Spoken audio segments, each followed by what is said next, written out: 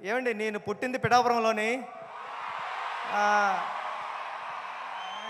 కళ్యాణ్ గారు మా ఎమ్మెల్యే గారు.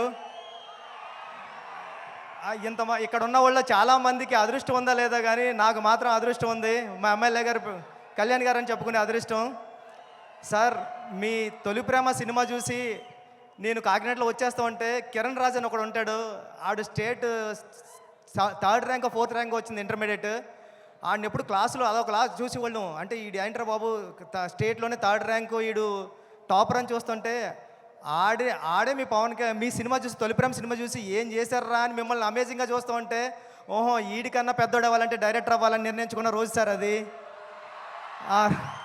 ఈడికంటే పెద్దోడు అవ్వాలంటే ఆడు తొలి ప్రేమలో లిరిక్ పాడాడు సార్. అంటే ఏ పా నన్ను థియేటర్లో అందరూ ఎలా లెగిసిపోయింది సార్.